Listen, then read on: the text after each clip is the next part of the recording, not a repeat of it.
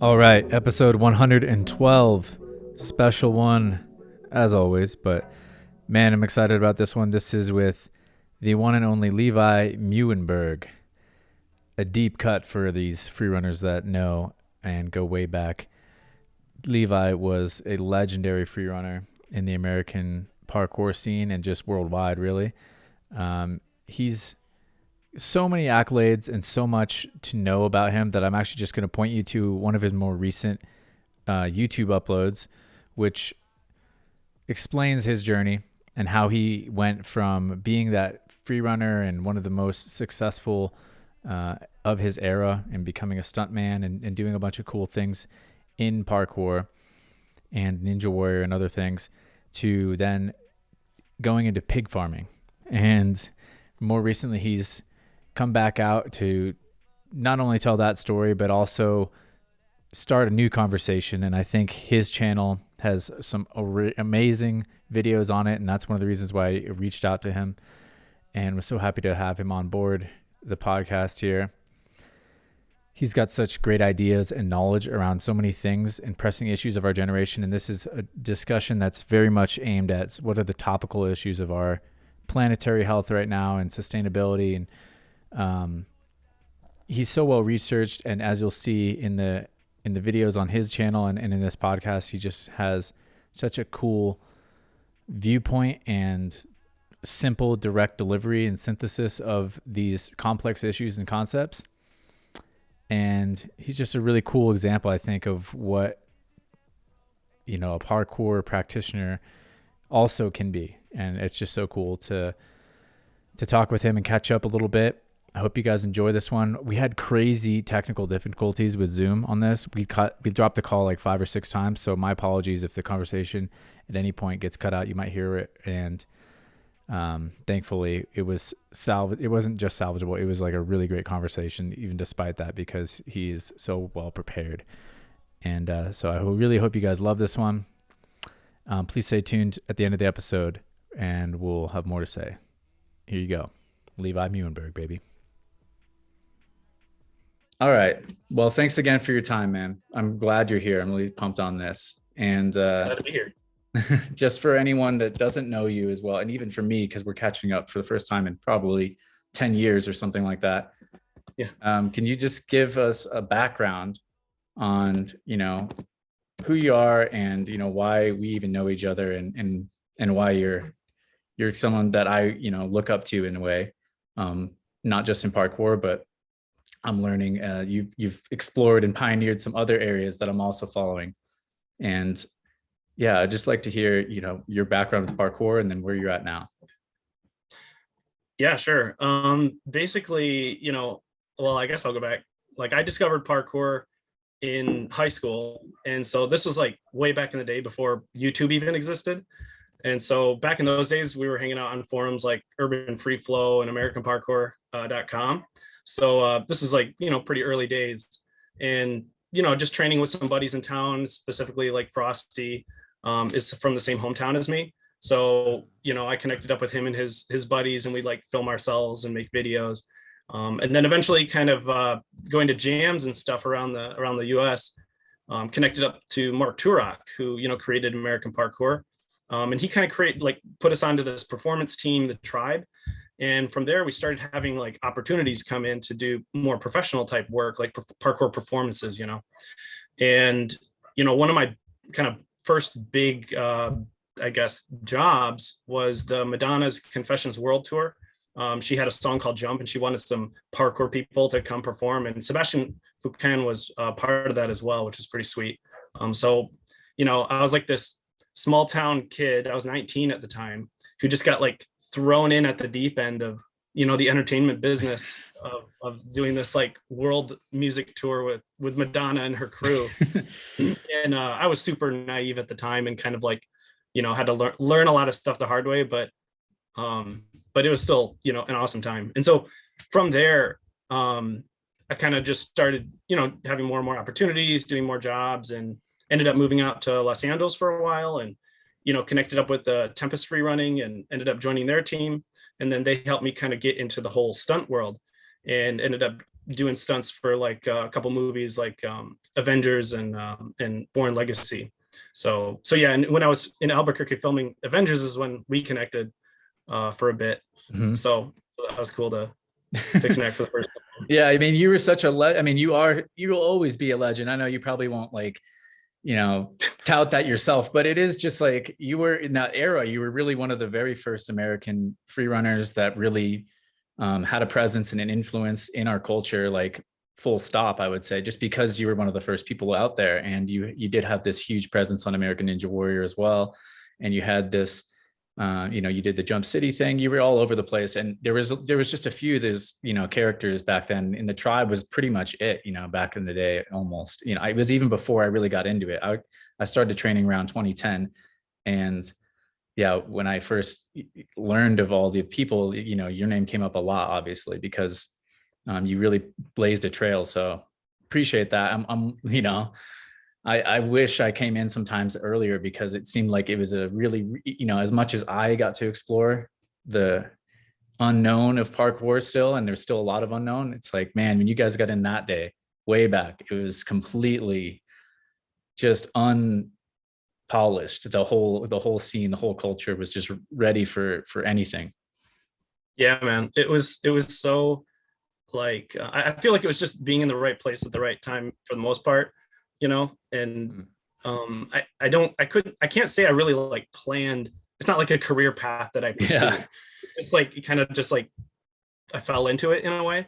Yeah. Although I'm super grateful, and it was an awesome experience, to get to like travel the world and make money and be doing all this fun stuff with my buddies. So all in all, it was just an amazing experience.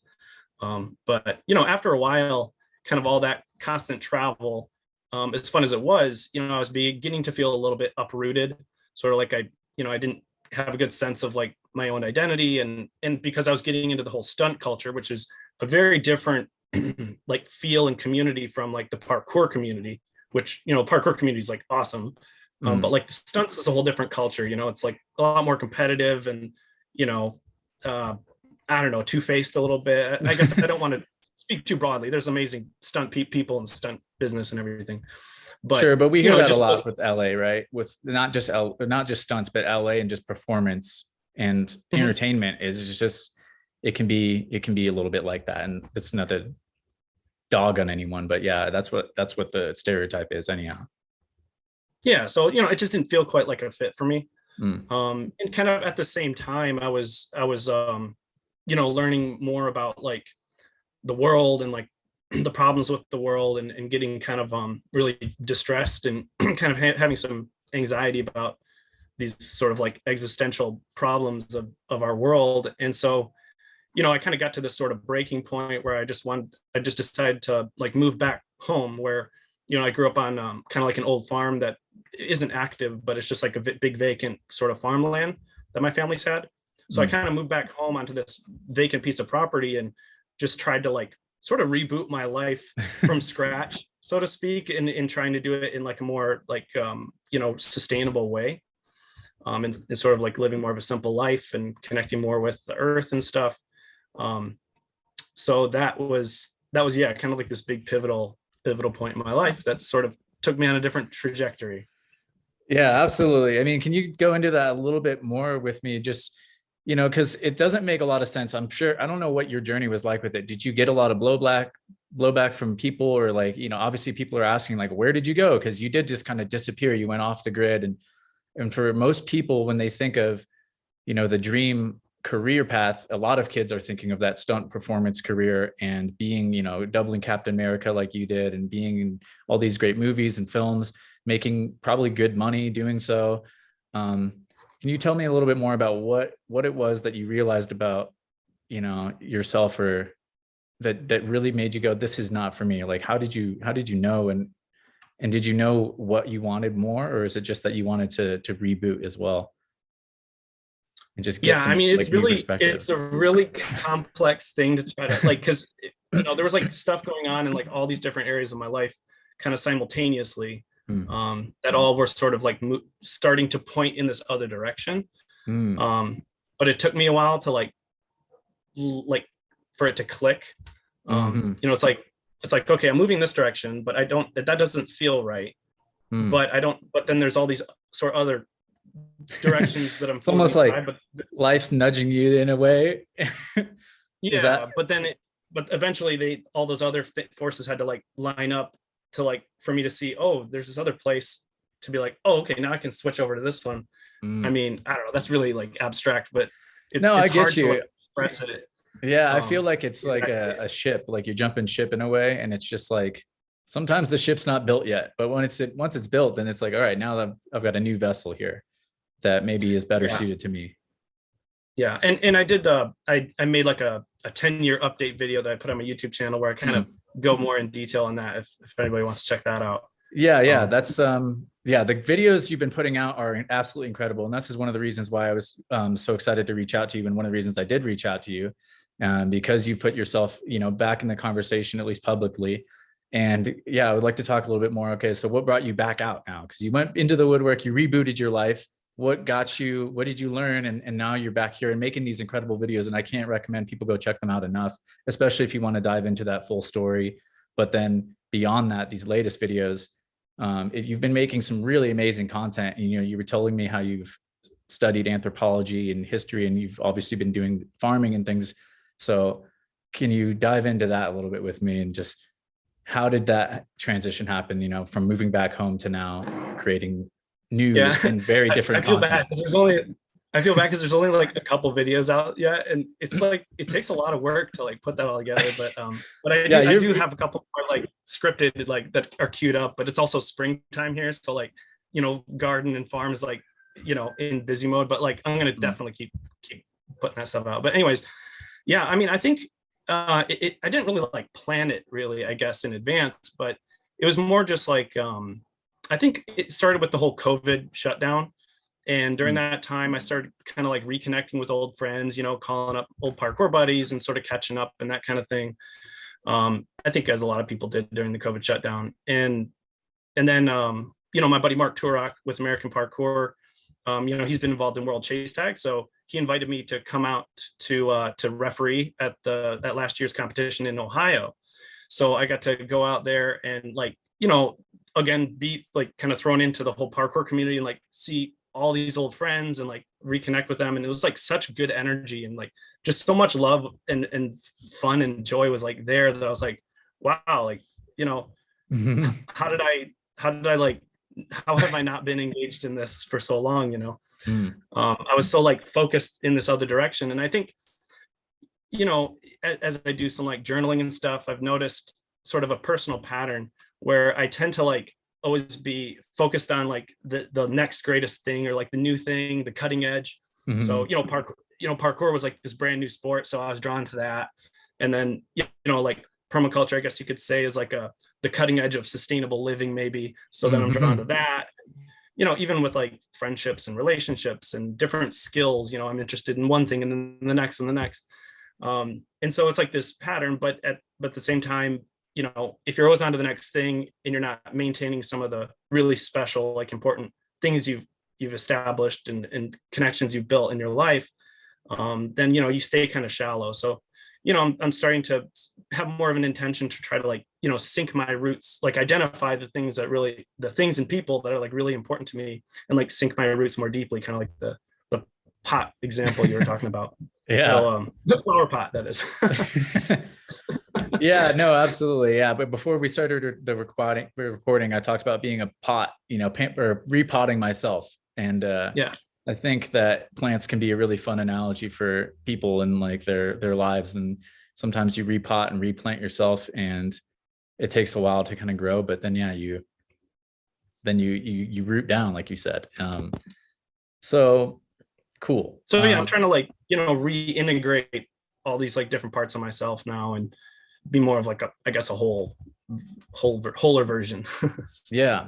No, so, I definitely think that that's a huge thing too, is like for me, and I don't know if you resonate with this, but for me, it was like parkour was, and it doesn't have to be this way, obviously, but for me, it was very kind of like masculine. It was a place for me to explore some of my fiery qualities, Sebastian might say, because he's got the whole elemental approach to how he sees training and his discipline, but masculine, fiery energy, like kind of getting out some of that anger, honestly, that I might have had when I was younger, and just like really attacking and being aggressive. And then I've sort of repotted in a more, it's almost the other way. And I don't know if you feel this way is the same with permaculture, but where I'm at now, there's like a lot more feminine energy. There's a lot more getting connected with the earth. There's a lot more, I'm trying to kind of find balance, because I think you can get off balance essentially. And that's when you kind of go back and look for balance in a different area maybe. And then like where you're at, you bringing them back together and integrating everything. And I think that is sort of the path that I feel like I'm also on. I don't know if that, clicks with you too, but. Totally. Yeah. No, it makes a lot of sense. Yeah. Cool. All right. Well, dope. And then, so yeah, then can you tell me a little bit more about, that anxiety, that existential, like some of the problems, essentially like your videos that you're making now, one of the coolest things that I think you do is you synthesize all these huge issues, and you talk about, where we really are. You give us a really good story of that we can connect with about what kind of things we're really up against as a society, as human beings. And can you tell me a little bit, or tell the audience and me, like about your background and how you kind of came to understanding all these different topics, and then we can really start to maybe go into those actual problems and the situation that we're sort of facing, and why you are terrified in some ways, or why we all should be a little bit more, maybe if we all took a little bit more of the responsibility, you wouldn't have to be the only one out here terrified for us. Or, Well, what I mean?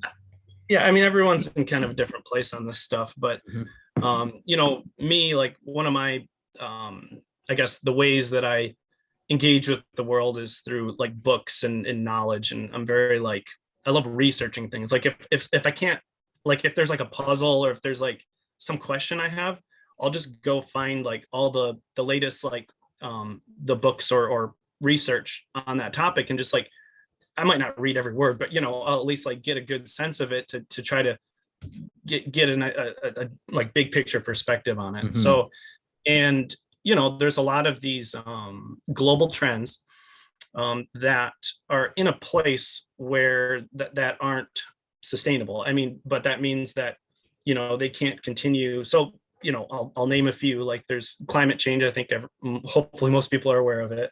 Mass extinction. Environmental toxification, resource depletion, there's fresh water scarcity, all these like things are on this sort of trajectory or trend that, somewhere in the next, 30 to 50 years, they can't continue. They're going to hit some sort of limit, or the trend has to change direction, or something has to happen. And so we can either, figure out how to navigate that, like, intentionally and hopefully try to avoid like a lot of chaos and pain, or we can just like wait for it to just hit society as it's already starting to do. But I guess it'll help to kind of like maybe focus in on like one particular issue. So like, a big one, especially with agriculture and farming, is topsoil depletion. So, topsoil is the thin layer of like really the black dirt that's on top of the surface, that's full of like nutrients and organic matter. And that's required to grow like 95% of the food that we eat. And yet, the trend is that today, 1/5 of the Earth's soils are degraded.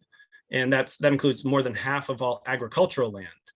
And like, according to the UN, 90% of the world's farmland could be degraded by 2050 if we don't dramatically change how we manage like the land and the soil. So, as I studied the world and learned about things like this, it just made me, as well as the other ones that I mentioned, and just seeing kind of where they're all headed, it just kind of gave me this overall sense of like existential dread and anxiety. And I was just, terrified. And, there's also a sense of like overwhelm, because it's just so much, and it's so like deeply integrated into our entire society. So there was also guilt built into that as well, and feeling kind of guilty for being complicit in the systems, industrial systems that are creating these problems.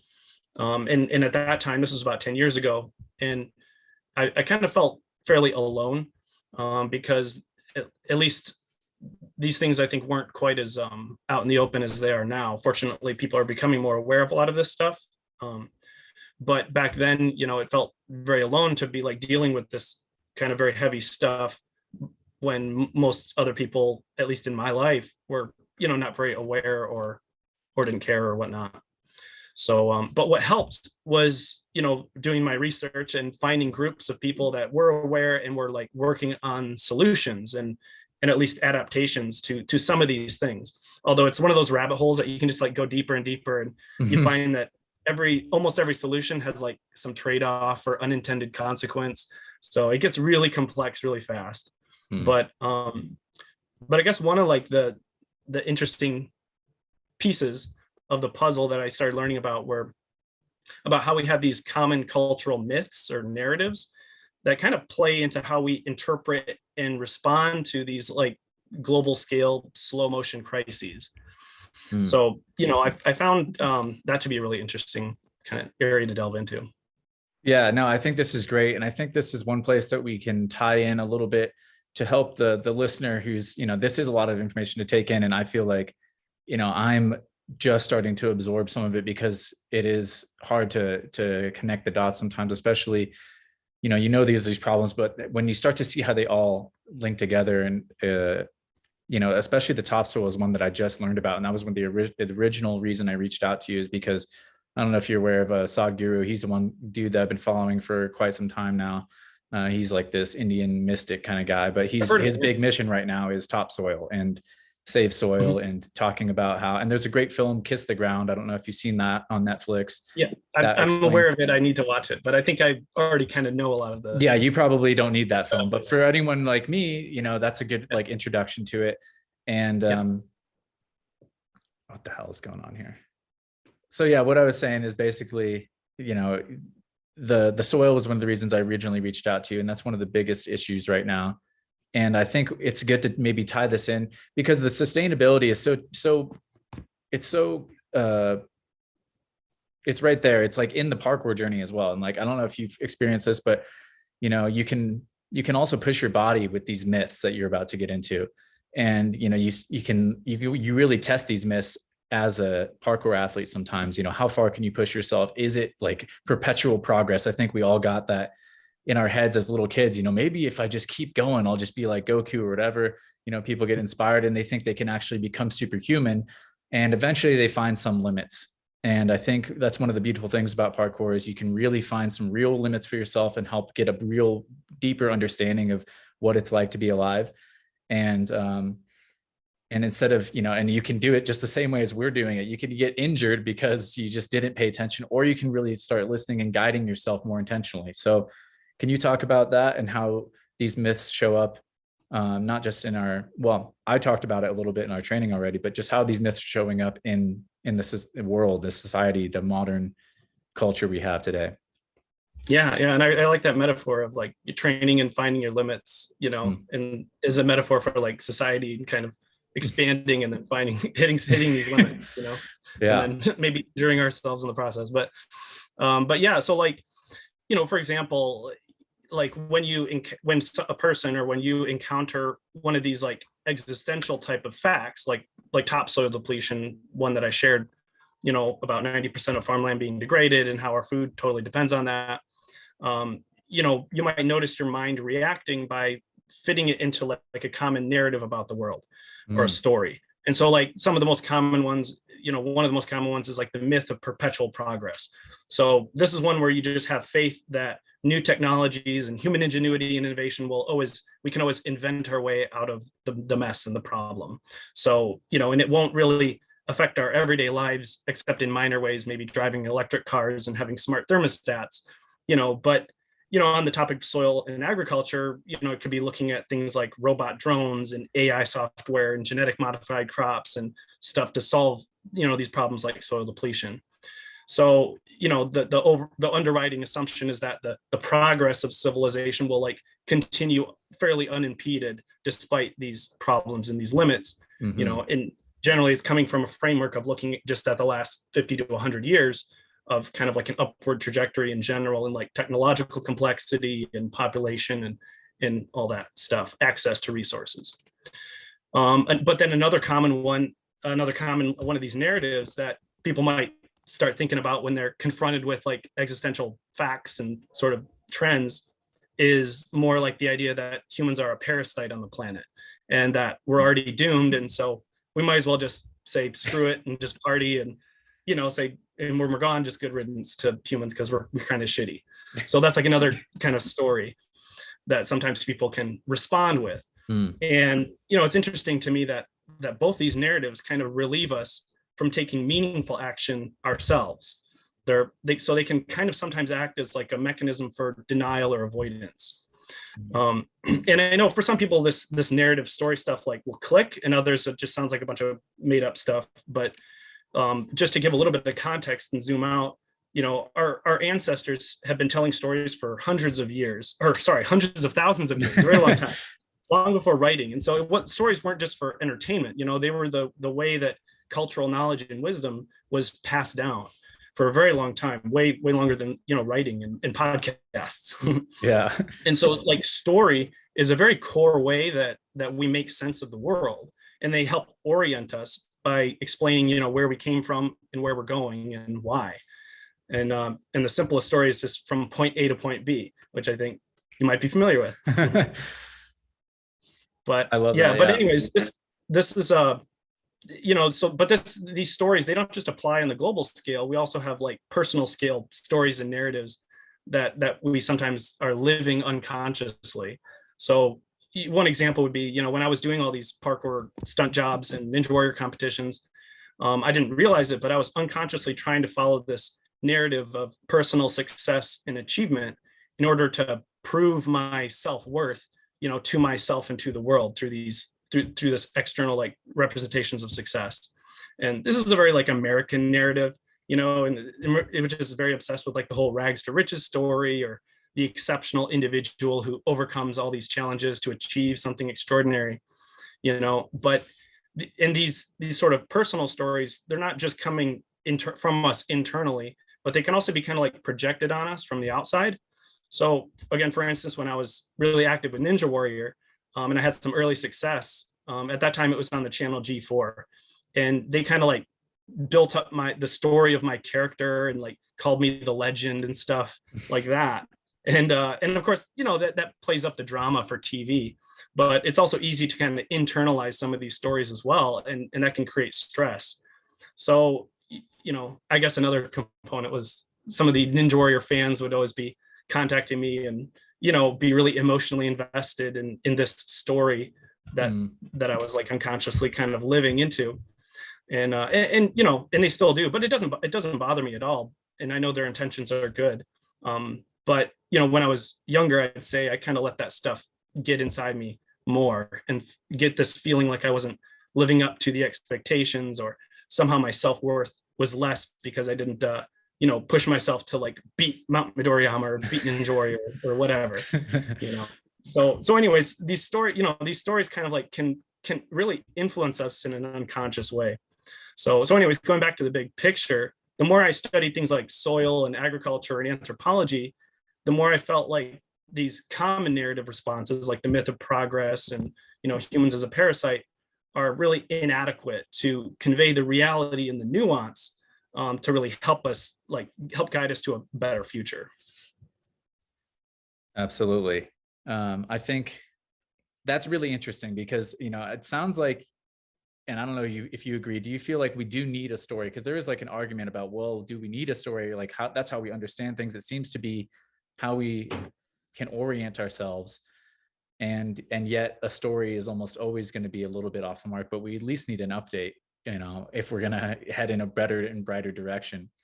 And, certainly our generation is faced now with that task, it seems like, of rewriting the current narrative or the modern narrative to have a healthier relationship with the earth and maybe with ourselves and who knows what else. But I wanted to jump into our relationship in particular with soil, because I think one of the things that I learned through that Kiss the Ground film and some of the stuff I've been learning at where I work now with Human Universal Health Institute is how much this soil stuff really matters. Some people think like it's the earth. Here's another myth is like, oh, nature's that, but humans are this, or like, they don't see themselves as part of nature or part of it, or that it's all connected. And what I've come to understand, and you let me know if I'm onto anything or if I'm maybe speaking over my pay grade here, but I'm not the expert either here. No, I know. Yeah, that's the thing. None of it, we're not scientists, like, but that's another thing that I feel like also, that's another myth, honestly, that I feel like I've started to grapple with a little bit is it really, we think of like a scientist, again, we kind of export our responsibility. We export our understanding to some guy, some girl, someone who knows all this stuff. Someone's going to figure it out. And that's kind of that perpetual progress. Like honestly, what I've learned about scientific studies, like often it's very narrow that anyone can, become like, if they're going to advance new ground in the scientific domain, often they're going to be super focused in one specific area. So they actually might not have a broad understanding of it. And they, just as your gastroenterologist might not talk to your dermatologist, to your whatever, your or your ocular surgeon or whatever. All these people, they're very specialized, but sometimes you do need somebody who maybe doesn't have the specific studying of one domain, but they can synthesize. And I think that's one thing that you do really well, and others. But yeah, all that to say, one of the things I've learned is like the soil, this soil health, if the soil is lacking in nutrients and we just spray pesticides or we do other things to kind of like pump up our plants to make them look like they're growing really well. But what we've learned now is that they don't actually contain the same kinds of nutrient content. And often with the spraying, they contain all kinds of toxic things that are going to make your body actually feel worse. But even if, we're trying to grow it organically, but we don't have good topsoil, what we learn about, lacking diversity in the organisms in the soil is that you lack diversity in the organisms in your gut. And all these things basically contribute to actually a less structurally sound, you could say, or like a more fragile organism. If we're not getting our nutrients, basically we've become like less of ourselves actually through the process of eating poorer quality food. And we don't know exactly how thin that is right now, but we could be on really thin ice, in terms of like eventually we got cut off. And I was saying how, the soil, basically my point was the soil health directly affects your health. It's just that simple. And your biology is made up of these things. And we need to have, the stronger our soil is, the stronger actually our human bodies can become, because of the food that's grown in them is providing us with better content. And that's where I was at. But you had a point quickly to address how, we talked about what the limits, some of the limits of scientific studies and being a scientist can show up as.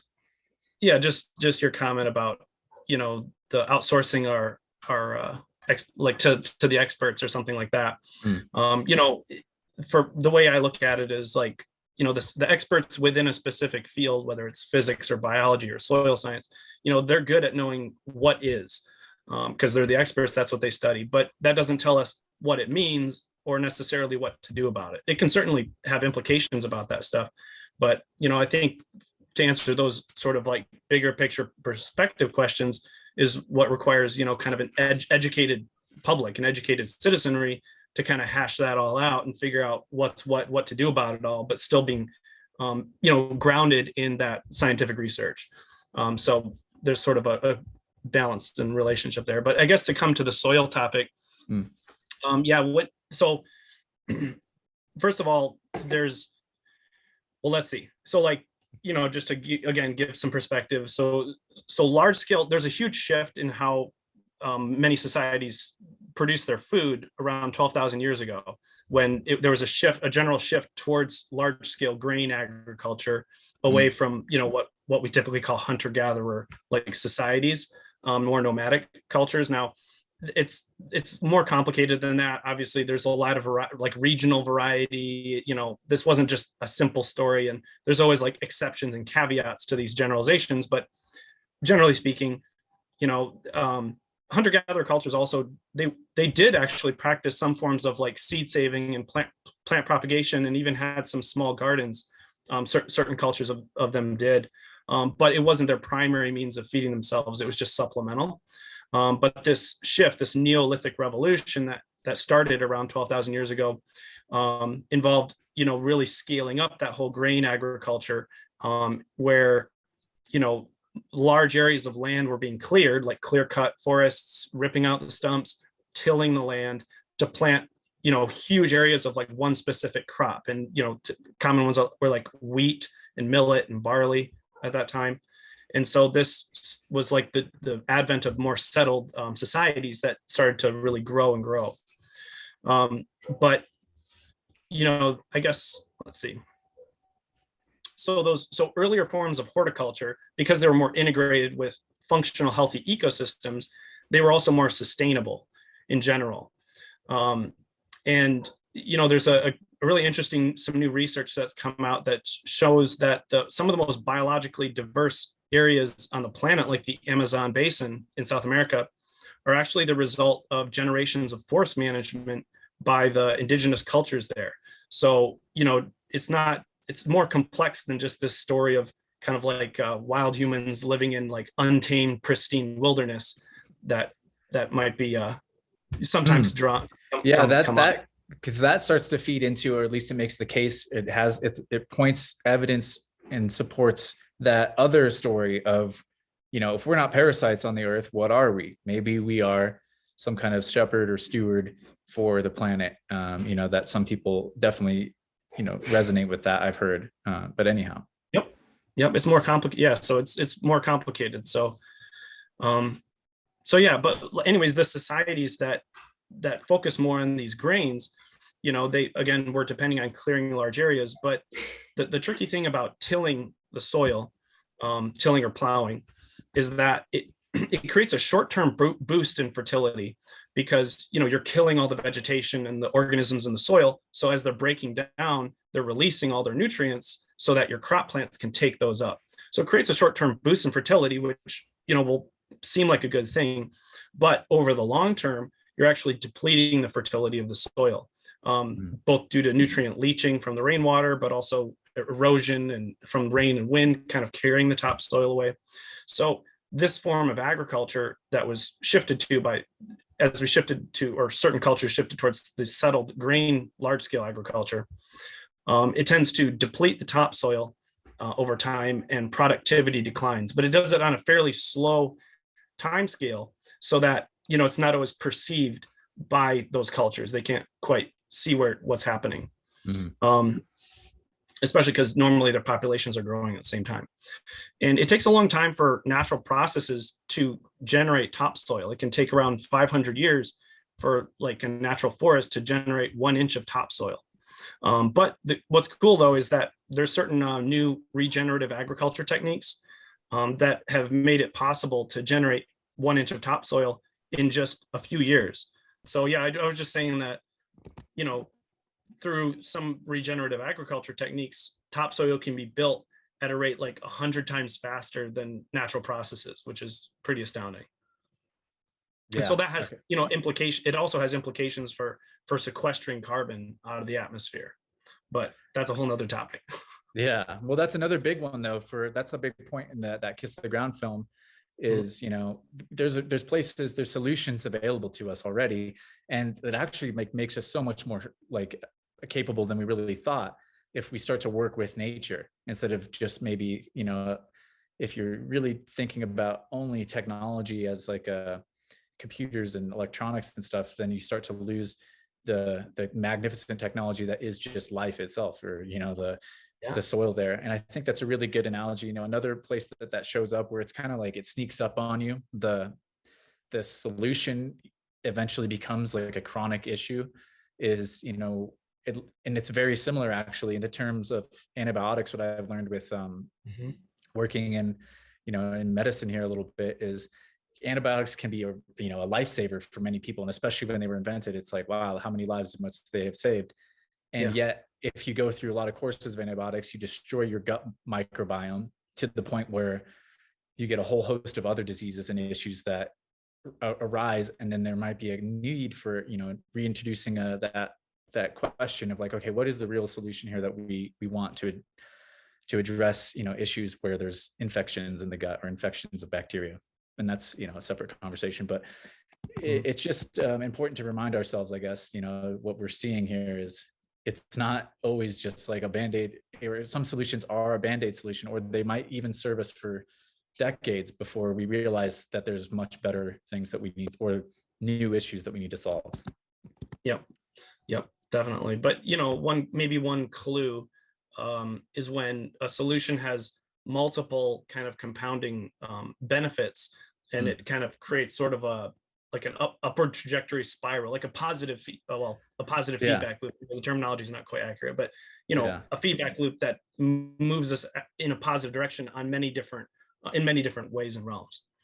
Yeah, exactly. Like, so if we can do what the Earth can do in 500 years in just 5, you know, that's or a couple of years, that's amazing. You know, now and the food's healthier too, through like the regenerative agriculture. And the food's healthier, more nutrient dense, and the ecosystem's healthier when you use those techniques, because you're doing more diverse agriculture rather than like one single crop type thing. But we're jumping ahead a little bit.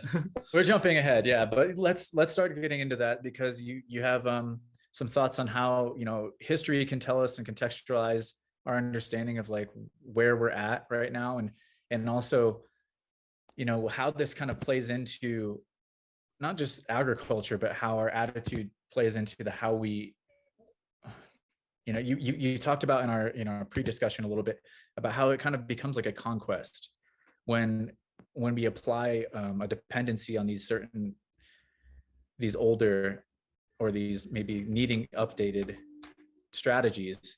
Can you talk about it? Because this is your idea, and it's great. It's brilliant. I just can't articulate it the same way here. Oh, it's not my idea. I pulled it from some book. True. But anyways, it's an idea that you found. Anyway, yeah, like the general idea. So like it, you know, okay, so we've established the idea that, you know, tillage, large scale tillage, grain agriculture, which is, you know, feeds most people on the planet right now, but also way back thousands of years ago, it's just been the mainstream pattern. You know, because it depletes the soil and the land over time, it requires for the society to sustain itself using those unsustainable methods. It requires them to continue to have to expand and expand and expand into new, more, you know, still fertile territories in order to keep producing food for its population. And of course, you know, these other territories weren't always vacant, or aren't always vacant. There's existing inhabitants. And so too often those existing inhabitants have to be either conquered or assimilated to continue the expansion of these unsustainable cultures. You know, some examples would be like the ancient Roman Empire, the ancient Egyptians, and so on. So, you know, those unsustainable cultures that depend on unsustainable forms of agriculture have to develop the skills and tools of conquest, as well as like the cultural values and the stories that justify that. So like the doctrine of discovery is something you can look up, which came out of the Catholic Church and like justified a lot of the expansion into the new world, into the Americas and so forth, the new world. But so, you know, as the expansion and conquest is part of the survival strategy of unsustainable cultures, because they keep depleting their land base that they started on. So, you know, and this kind of ties in, I think, a little bit, or it could tie into that pattern I identified in myself, how, you know, I'm always chasing after like the next new thing, the grass is always greener on the other side. You know, maybe that's like a personality pattern that I unconsciously sort of inherited from the colonial culture that, you know, we've sort of emerged from. But yeah, so all too often, you know, those cultures that are being conquered tend to be the ones who are living more sustainably, because they don't have the need to focus as many of their resources on warfare. So, you know, and there's other factors as well, like people that are doing the settled agriculture tend to live in closer proximity to their livestock, which tends to breed more diseases and epidemics. And of course, you know, then when they encounter, you know, those who are living more nomadically, you know, those diseases can of course kill off huge parts of that population who might be living more sustainably. So this just, you know, creates another pattern of why, unsustainable cultures have sort of come to dominate the globe. Mm. So, and then where we're at now is they basically dominated pretty much all corners of the globe. And, like I said, unsustainable forms of agriculture are now the mainstream way of doing agriculture. And that's this process has just been accelerated with the invention of massive fossil fuel powered machines for cultivation. But again, the good news is that we can actually restore the soils and increase biological diversity, wildlife habitat, and all the rest while producing nutrient dense and chemical free food using some of these regenerative agriculture techniques. But the key is to, like you said, work with nature, not be just decimating everything and expanding like that.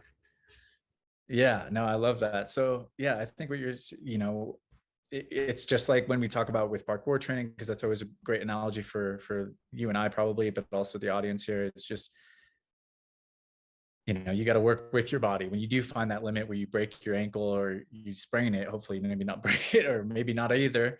You just, get a little bit of a bruise on your foot, whatever you have, you understand that, okay, you got to work with your biology, and we got to work with our, fellow biology in the earth, in the soil here. That's and right.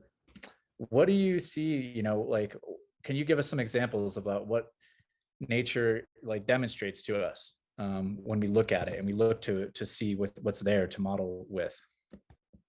Yeah. I mean, I guess one example, when you observe natural systems, natural ecosystems, is that each element in the system performs multiple different functions at the same time. Mm. So, for, let's say, an oak tree, besides just propagating itself, it also helps to shade the soil, which helps keep the soil cooler and prevent, reduce evaporation. Now, trees also transpire water, from the soil up into the air and help with cloud formation. They also provide shelter and food for squirrels and many other species, and as well as oxygen that we breathe. So, we can, when we're designing our own system, we can try to stack many functions into each element or each action that we take, to more so mimic and model how natural ecosystems work. So, an example, I guess, from my farm here is when I raise pigs, I manage them in a way where I move them around the pasture in a way that actually builds the soil health and fertility over time, which is also banking, carbon in the soil. And then I feed them expired produce from the grocery store. So that's helping to divert a waste stream away from the landfill. Plus, I don't know if you know this, pigs are made of pork. So that's kind of another benefit or function. So they're serving multiple functions on my farm, just like oak tree does in a forest. And honestly, I think parkour is kind of like this too. It serves multiple different needs for us. It's like a fun way to stay in shape. Plus, it's a great way to like connect socially, get some social bonding time with friends. It provides a sense of community. It's a creative outlet for self-expression and play. So, I think so parkour is very like stacking functions too. And I think that might be one of the reasons why it's so easy to love parkour, because it nourishes us in so many ways. Yeah, I absolutely love that. I just had a discussion with Rafe, who, again, I'm sure you know Rafe Kelly, Yeah. at least Yep. through the years. And we talked about how parkour is that juicy. It's one of the juicier things you can do because it has all those stacking functions that you're talking about. Yeah. And yeah, I think that's amazing. Let's see here. And What it's else? not energy intensive. It doesn't, it Nothing doesn't goes to require, waste, right? Yeah, you're just, yeah, it's very like simple. It just shoes just in your body and, an environment. So yeah. I mean, we're I all like about that. efficiency, right? A to B. Yeah. Um, I love how there's just no waste too. You think about this is one of the stories, and I think one of the reasons this is a complete like armchair psychologist thing going on here, I'm about to say, but you see movies like Fern Gully and Avatar and some of these things, like they tell this story to a degree of us, the aggressive, the overly capitalist, maybe overly materialistic. Those are kind of like, it's not quite what I'm touching on, but the more industrious culture kind of butting up against a more harmonious, natural culture or species. And, in the process, learning that, there's actually a more balanced way to live there. And I just love that, because I think, we talk about, Native American cultures and people that were more in harmony with the earth. And it's just so simple. It's just like weirdly in front of us, and it's just been there the whole time. Just like so many things that you end up realizing through life. It's just like, no, we actually can use the feces from these animals to actually make the land healthier, and we can use our scraps to make the pigs healthier, and we can make you like, it's all useful if you just kind of like know where to put it. So I just love how simple it is, like you're saying, I guess. But I'm sure it's not totally simple. It's simple and it's complex. Yeah. There's like why. Okay, so we have there's some great examples of how we can restore ecosystems in degraded lands at a very large scale, and also provide like a living, in a way, of healthy food for many people. But why aren't we going in that direction? Why isn't that the mainstream? What are the obstacles to that? And I don't necessarily have all the answers, but I guess I could do some armchair. Yeah, do some armchair, really.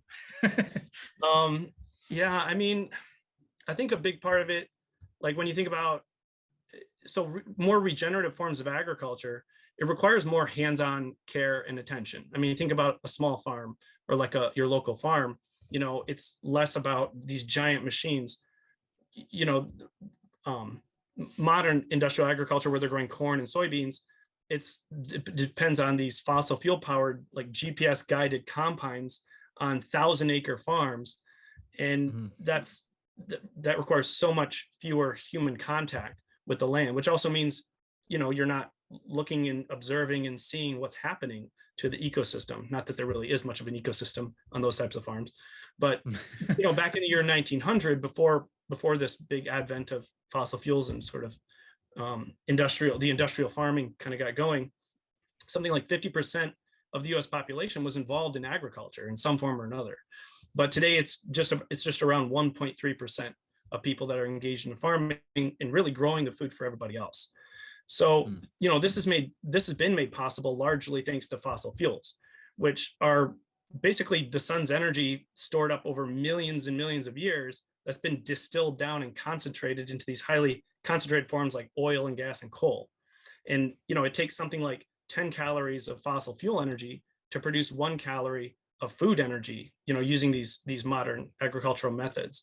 But we're burning through these energy reserves very quickly, and renewables are also kind of problematic to operate at that scale that would be required to transition the whole agricultural sector to renewable energy without adding more human labor into the mix. So, from my interpretation is that the cost of industrial produced food will continue to climb as the energy and topsoil and fresh water and other resources that it depends on become more scarce and depleted because it's unsustainable. So this means that we need more people in farming as the unsustainable methods start to fail more. And we need to do this either by choice or necessity. We need to move towards regenerative and sustainable forms of agriculture. So, I'm personally a big fan of that personal connection. I guess it goes back to the old man versus machine kind of trope of like, which is better, man versus machine. But when it comes to working with the land, it's something that I think there's something kind of that can get lost in translation when you're translating the health of the land into metrics like, oh, it's this much topsoil, or it's this much carbon in the soil, or it's this many plant species per square foot. When you kind of reduce things into these numbers and quantified numbers, and then just look at them, on a sheet of paper or a spreadsheet, very different than being out there and having that personal connection. So, I'm a big fan of that, of course.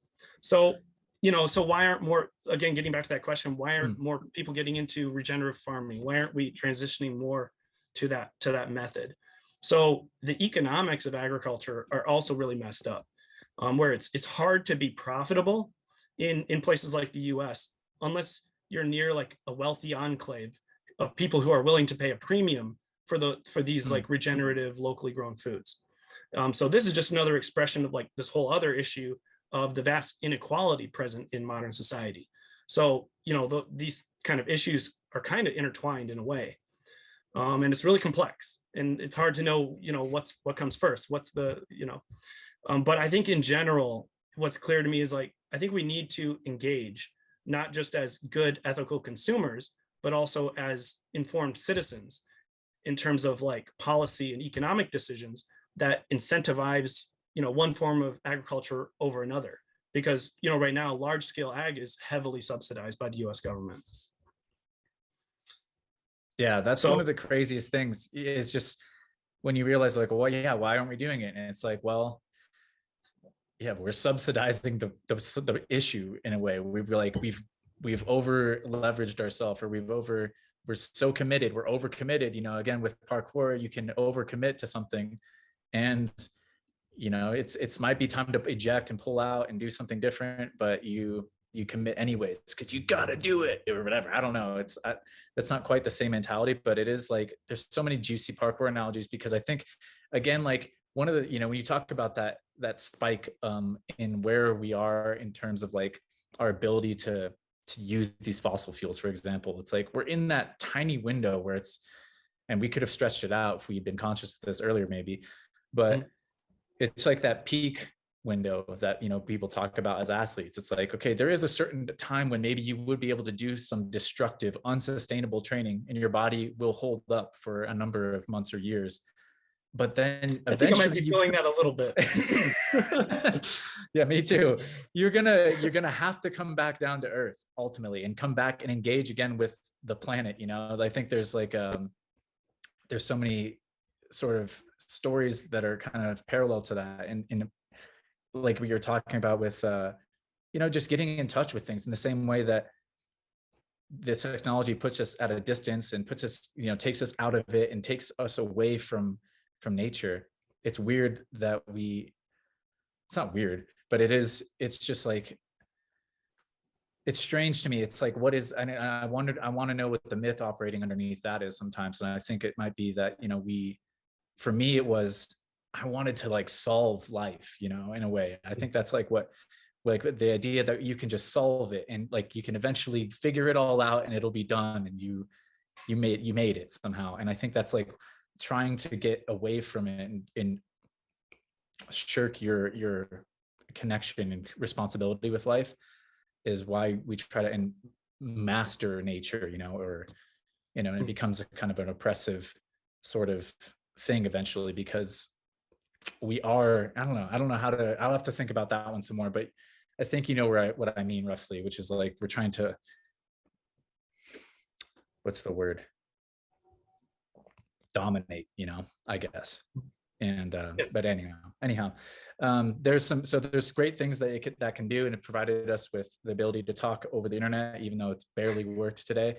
But ultimately, I would much rather have you here in person or be here in person. I think it's like, it's always a better connection when you have, and it's hard to know what that is. Maybe eventually there'll be studies and things that make that clear, in numbers and black and white for people. But everybody can feel it, right? We can all feel it, exactly. Feel the difference between talking to someone in person than you can 100%. You're getting the same, or roughly the same visual and auditory like information stream, but like there's obviously way more going on when you're communicating with someone in person. Yeah, no, I think it's interesting to think about like what social media is doing in terms of the social nutrients that we need. You talked about how that social connection is it's one of the most powerful things about parkour, because we all used to meet up at jams and meet up at international gatherings and things like that more often, and that's where we feel it. And part of the beauty of it's always a double-edged sword, but it's like we've made so many connections across these international boundaries that now we have sort of these many relationships that sort of aren't sustained except over social media, except over the internet. And the nutrients we get back from some of those internet connections are sometimes, in my experience, they're just not quite as nutrient dense as the real world connection. But anyhow, that's a separate. But I like your podcast. I have definitely felt like I'm getting some of the good parkour nutrient. I appreciate that, man. Yeah, that's one of the things that I'm enjoying. Oh, well, I really appreciate you listening, man. That's amazing to hear. And I'm really glad, because that is like one of the few things that I feel like this podcast can do, is it can help everyone reconnect with that person a little bit deeper than just an Instagram post, or, whatever you can write on Twitter, etc. But Yeah. back to it. So, um, you've talked about some of those solutions already, but is there any other ones that you want to touch on here? On just like, what are the things that you recommend people can do? They can vote kind of like with their choices in the market, in terms of where they spend their money and what the things they can support. And can you dive a little deeper on like some of those things that are ripe? What do we do? Yeah, what do we do? What do What I do we do? do? Yeah, I mean, Levi, tell us what to do, man. I don't Be know. my Like, robot. Be my combine in the field and solve I my wish life I for me, knew. please. I wish I had the answers. I don't know what you should do. Everyone needs to find their own path. But I guess from my vantage point, I've got some thoughts that are things that I've found. One of my first things I always try to start with is like just remembering to appreciate like all the big and small things that I have to be grateful for in my life, and like in the world. There's so much beauty, and I think most people probably listening to this have all their needs met, the basic needs met for the most part. There might be some difficulty or struggle to do that, but we still have a lot to be grateful for. So that's a good place to start, because I think that appreciation and that kind of love is what can motivate us to then want to protect and defend what we care about, right? And as well as like the people in our life and everything. And I guess thinking about kind of where we're at as a generation, because I think many of us in the parkour world are fairly in a similar age range. Obviously there's like, it goes younger, but a lot of us, I think we're both in our 30s here. Yep. And part of getting older is taking on more responsibilities. And so for some people that means like raising a kid. For some it's starting a business and running a business. For others it's buying and maintaining a house. So I think that part of the responsibilities of each generation as it matures is to educate itself about the systems that it depends on, energy, agriculture, biology, governance, economics, and so on. Because pretty soon we're going to be in charge of running, our generation, is going to be in charge of running those systems. This is the world we're inheriting in all its fucked up beauty and mystery, chaos. So I think that's like a responsibility that we kind of need to step up to. So a good place to start is like getting involved in local politics. I go to my town hall meetings here, and everyone on the township board meeting, almost everyone is like 60 or older. And it's kind of similar if you look at the federal government in the US, right? It's like mostly really old people, and older Americans are outvoting younger Americans by a wider and wider margin. So and I know it's easy to be cynical about change at the national scale. And actually there's even research to back that up, because I think there's one from 2015, a Princeton study that showed that public opinion has like a near zero impact on national policy. Whereas like the opinion of the wealthiest 10% has a very significant influence. So, we have a problem here of large lobbyists, large corporations and industries basically using their money to influence policy in a way that isn't for the greatest good. It's just for the greatest profit, essentially. So, if I was to think about like a top priority in terms of, at least at, in the realm of politics and governance, is to end the corruption in terms, so that we can actually try to govern ourselves again. And I think that's not as applicable at the local and grassroots scale, that kind of corruption, because you can actually build a personal relationship with your representatives at these smaller scales. So it's a good place to start. And then you can like even run for office, although that's not for everybody. But besides the governance side of things, trying to build a little bit of a personal relationship with the land around you and the plants and stuff, learning how to identify some of the different species, even try planting something, plant some native species, plant some veggies, observe the natural patterns, see what happens, and then apply those lessons in your life. Another thing would be like building mutually beneficial relationships with your neighbors, just like a tree or a plant does. So this could look like sharing yard tools, or helping watch their animals when they're away, or planting some trees together in your yards.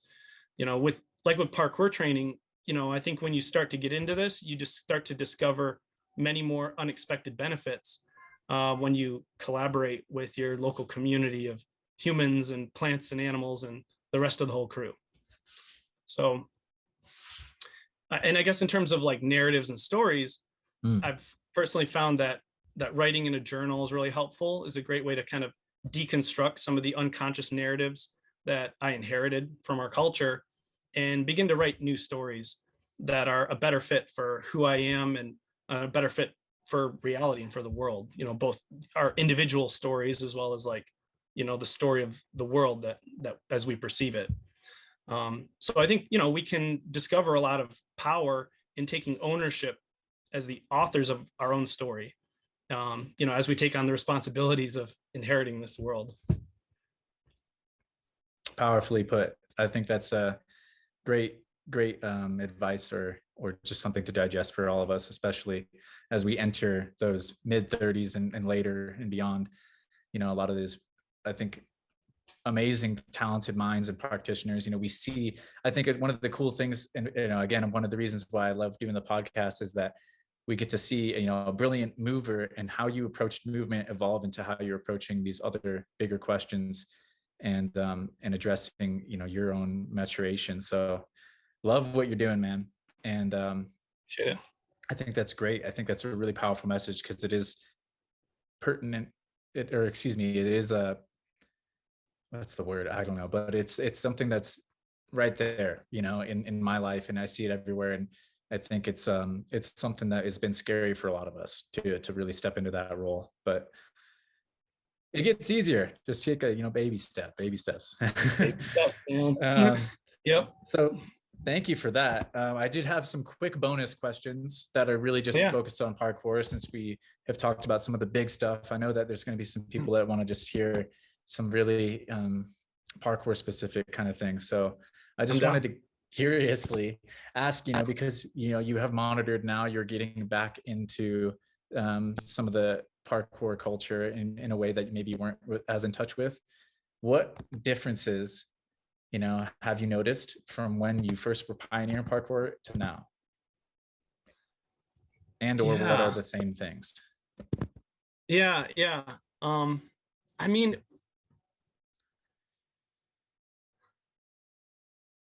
I think what's interesting, I guess, when change is like, I guess when I was in the early days, there was sort of this divide of like parkour and free running, and sort of a sort of false dichotomy there, and a little bit of fun internet dialogue or debate about that, hashing out the language. And I think it's mostly past that now, which is nice.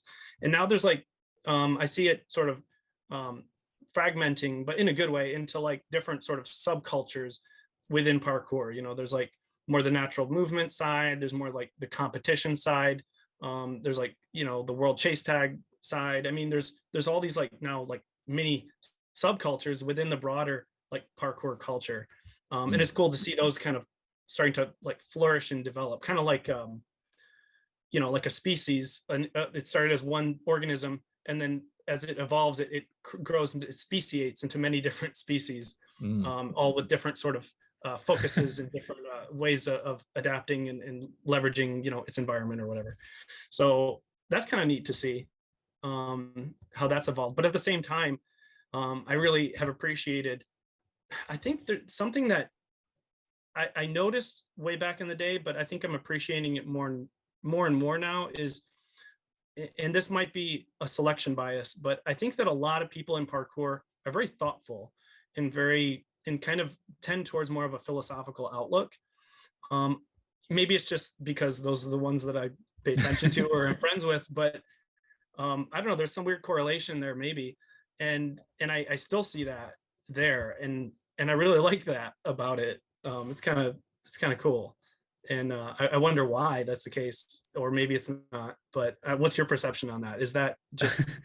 I have the exact same perception. I was just like, I think it's there. I'm not totally sure that I'm not just like reaching and I have an own bias where I'm like wanting that because that's things that I like and interested in. Yeah, maybe it's that.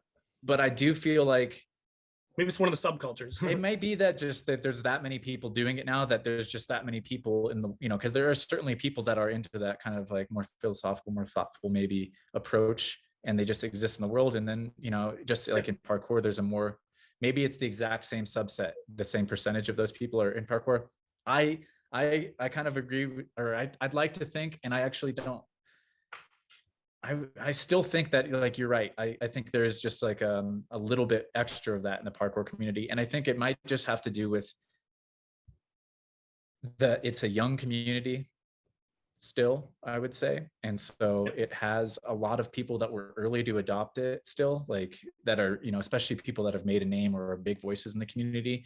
They're people that are, they're, especially someone like you, for example, that was really out there when it made no sense to be doing this thing, really, like, I mean, now there's lots of reasons and there's career paths and there's, it's more understood, but there's people that, in the very first beginning, and Seb and the Yamakaze are the ultimate, obviously, but people that are really engaging with life at that level of just, what am I doing with my life, and like, how do I want to come at it?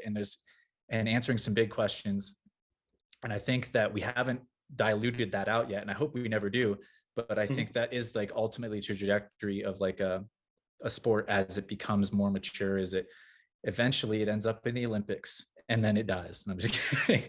But you know what I mean? Like eventually it just kind of like it's teased out into all these different things. And maybe, it becomes rigid. That's sort of the structure that I've come to understand that happens with all things and even all life. Like a giant tree will grow up and then eventually it becomes too big for its own britches and, it'll die. But I think we're still like, a sapling, not a sapling, but we're like pretty young. And so I think we still have a lot of that vigor and that questioning and just, I don't know. I'm kind of rambling on now, but I feel like it's there. I feel like it's there. Yeah. I guess Thanks in a way, asking. I'm a little bit surprised that, not surprised, but a little, I guess surprised that parkour is not a bigger thing than it is. I mean, I know there's like parkour gyms all over the place now, and probably, I think it's bigger amongst like younger kids, like teenagers and stuff. But still, like, it's fairly rare. Like now, everyone knows about it. Like you ask the average person, it's like everyone knows what parkour is, and they might have like a friend or a brother who like jumped off one thing one time and said parkour, but it's still fairly uncommon, at least in the circles and places that I go, to actually meet someone who has trained parkour seriously or takes it, seriously and just trained for years and is like really in that world. So it's still in a weirdly, and again, might be selection bias, but it's just, it still seems a little bit underground, or it's at least in terms of like serious practitioners of it. Yeah, no, I would agree with that. I think that's an interesting point. And it might be there might be related, because that there is sort of this philosophical component. It takes a certain mind to really get into it, maybe. If that's truly kind of a part of the practice. Obviously, we know we can do whatever we want with it. And so, but I think that I'm not saying it's a bad thing either. I mean, no, I'm not either. I'm just saying, like, it might be because of that, you know what I mean? Yeah. Like, it takes that a special kind of person, I guess. It takes a kind of person that like is more, because I don't know though. Because definitely there's all types. There's all types. I think I've seen like, every face in the community at some point, more or less, that I see out in the world. Like there's a parkour practitioner version of that person. So, but it's a snapshot. It's like a mini snapshot of the wider society. Yeah. Well, I really appreciate your time. I know you got to get going really soon here. So, is there anything else that you want to add, or like, I just appreciate what you're doing. And obviously people need to go watch your videos. I would add that myself, because I think you do such a good job of researching and breaking these things down and citing everything. And what's next, I guess, for you is the last question for me about, your engagement with parkour, but then just like where you're taking your life more broadly. Yeah, that's a good question. That's what I'm trying to figure out. I mean, you know, I love putting out good ideas and spreading good ideas. So, I want to keep doing that. And I love where I live, and I'm continuing to kind of do projects here on the land. Um, and I want to, keep making this more productive, both as a homestead. I'm not doing it for money, but just productive as a homestead, building a community here. My all my friends and people that help out, and family that help out, make it possible, and also helping build the soil fertility, build the ecological diversity and health of this little piece of land here in northern Michigan too.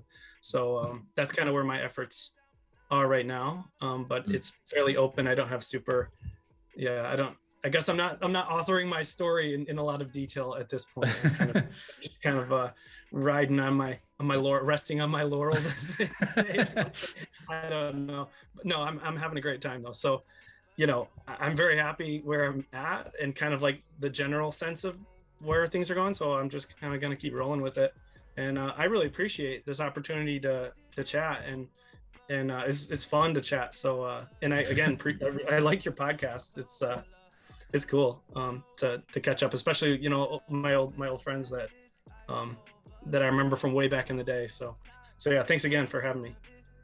My absolute pleasure and an honor. And yeah, thank you again. We'll cut it right there.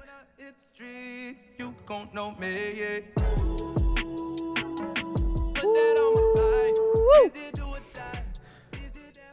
That's what's up. Wow. Thank you, Levi, for being a part of the show. And once again, I advise everyone to jump into that description and visit all the links. Check out his channel. I just can't stress enough what incredible videos he puts together. And a little quick update from me. Just got back from the UK, did a fat trip. Shout out that team, even though I didn't see them, because I rarely use that word in that context. But hey, fat trip through the UK, and saw a bunch of old homies, great friends, made an appearance on the Store podcast. I thought I was going to get my own podcast, got none. I thought I was getting out there, and you know what? I just needed the time off and just not to work and just to enjoy myself. And so that's what we did, and it was awesome. But big thanks to Callum for having us on the Store podcast. I'm pretty sure he's listening, so much love to you, bro. And if you guys haven't listened to that, you should, and more. You had Max Henry on that episode with me, and Callum's been dropping all kinds of great content with the podcast, and obviously the stores, you guys all know. But great to see everybody out there.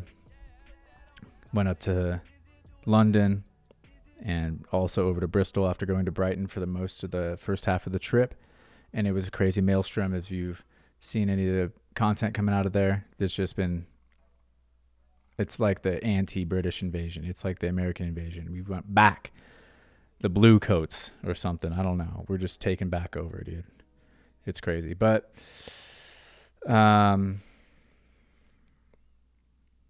let's see. That's pretty much it. Oh, no, that's not it. One last thing. Big thing. Next few episodes that are going to come out of this channel are the Parkour History series that I mentioned in the Store podcast, and that maybe I've mentioned here before. Parkour History with Max Henry coming at you very soon.